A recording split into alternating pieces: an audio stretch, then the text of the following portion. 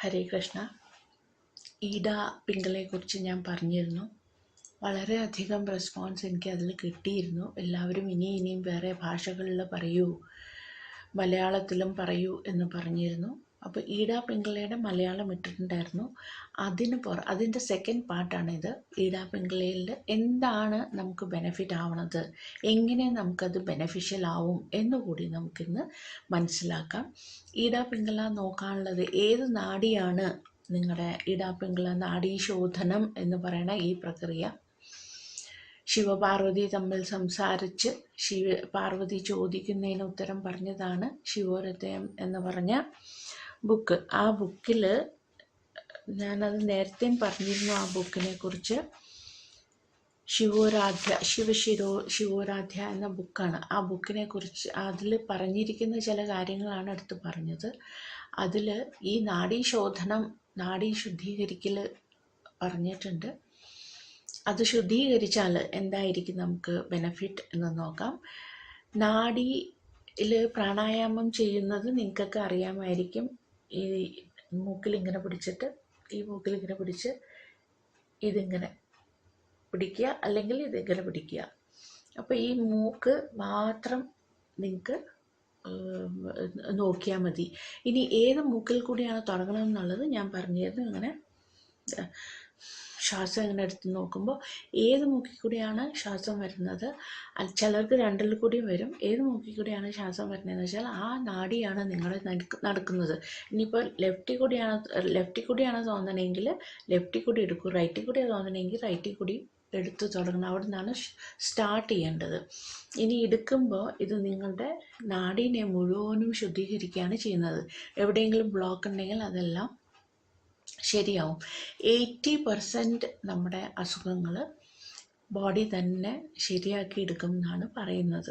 ഇനി എന്തിനാണ് നമ്മളപ്പോൾ മരുന്ന് കഴിക്കുന്നത്? ഒരു സപ്പോർട്ടിംഗ് സിസ്റ്റമായിട്ട് നമ്മുടെ ഹോർമോണൽ ഇത് ചെയ്യുന്ന കോർട്ടിസോൾ എന്ന ഹോർമോണിനെ സപ്പോർട്ട് ചെയ്യാനായിട്ട്. കോർട്ടിസോളാണ് എല്ലാം ആക്ടിവേറ്റൊക്കെ ചെയ്ത് കൊടുക്കുന്നത്. അപ്പോൾ ആ കോർട്ടിസോളിന് വേണ്ടിയിട്ടാണ് നമ്മൾ പ്രാണായാമം ചെയ്ത് ശരീരത്തിനെ ശുദ്ധീകരിക്കുന്നതും ആക്ടിവേറ്റ് ചെയ്ത് കൊടുക്കുന്നതും ഒക്കെ. ഇനി എപ്പോഴാണ് ചെയ്യേണ്ടത്? രാവിലെയോ വൈകുന്നേരമോ 3-3.5 മണിക്കൂറിൻ്റെ ഗ്യാപ്പ് വേണം ആഹാരം കഴിഞ്ഞാൽ. വെറും വയറ്റിൽ വേണം ഇത് ചെയ്യാനായിട്ട്. പിന്നെ ഇനി ഏത് സമയത്താണ് ചെയ്യുന്നത് പറഞ്ഞു. ഇനി എത്ര നേരം ചെയ്യണം? 15 മുതൽ 20 മിനിറ്റ് നിങ്ങൾ ഈ നാഡീശോധനം ചെയ്തിരിക്കണം. അപ്പം അത് എന്നും ഡേ ടു ഡേ ഒരു നിങ്ങളുടെ ജീവിതത്തിൻ്റെ ഒരു ഭാഗമാക്കും ഇതിനെ. എന്നാൽ നിങ്ങൾക്ക് അതിൻ്റെ റിസൾട്ട് പെട്ടെന്ന് കാണാൻ പറ്റും. ഇനി എപ്പോഴാണ് റിസൾട്ട് വരിക? അത് ചിലർക്ക് വിശ്വാസത്തിൻ്റെ മുകളിലാണ്. ചിലർക്ക് 1 മാസം, ചിലർക്ക് 6 മാസമൊക്കെ എടുക്കും. പക്ഷെ വിശ്വസിക്കും, വ്യത്യാസം കാണും. ഇനി ആർക്കൊക്കെയാണ് വ്യത്യാസം വരണതെന്ന് നോക്കാം. ഹോർമോണൽ ഇംബാലൻസ് ആയിട്ടിരിക്കുന്നവർക്ക്, ഈ പെണ്ണുങ്ങളുടെ പ്രശ്നങ്ങളൊക്കെ ഉള്ളവർക്ക്, ഒരുപാട് പ്രശ്നങ്ങൾ ഹോർമോണൽ ഇംബാലൻസ് കൊണ്ടുവരുന്നുണ്ട്. അതൊക്കെ ഈ നാഡീശോധനം, ഈ പ്രക്രിയയും കൊണ്ട്, ഈ പ്രാണായാമം കൊണ്ട് അത് ശരിയാവുമെന്ന് പറയുന്നു.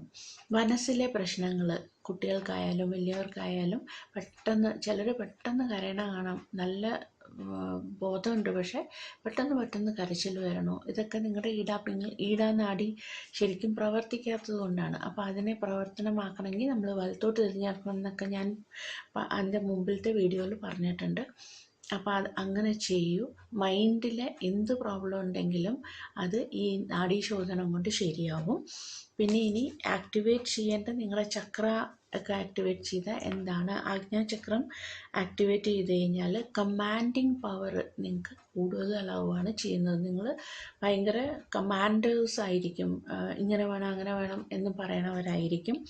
മൂലാധാരം ആക്ടിവേറ്റ് ചെയ്ത് കഴിഞ്ഞാൽ പേടിയുള്ള കുട്ടികൾ, പേടിയുള്ളവർക്കൊക്കെ മൂലാധാരം ആക്ടിവേറ്റ് ചെയ്താൽ അത് മാറും.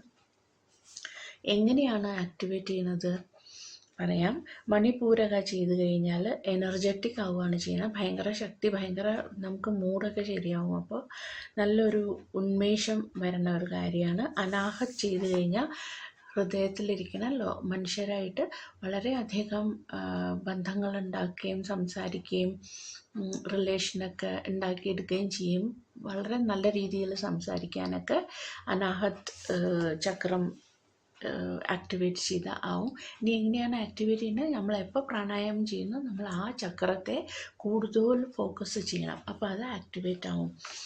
ഇനി ഒബേസിറ്റി, BP, ഷുഗറൊക്കെ നമുക്ക് നോക്കാം. ഒബേസിറ്റിയൊക്കെ വളരെയധികം വ്യത്യാസം വരണവരാണ്. ഒരുപാട് പെട്ടെന്ന് കുറയണ ഒരിതാണ്. പിന്നെ BP, ഷുഗറിന് ഇത്തിരി യോഗം കൂടി ചെയ്യണം. ബാക്കി BP ഒക്കെ കൺട്രോൾ ആവും ഇതുകൊണ്ട്. അപ്പോൾ നിങ്ങൾക്ക് ഇതൊക്കെ ഹെൽപ്ഫുൾ ആവട്ടെ. കേട്ടിട്ട് അഭിപ്രായങ്ങൾ പറയൂ. ഹരേ കൃഷ്ണ.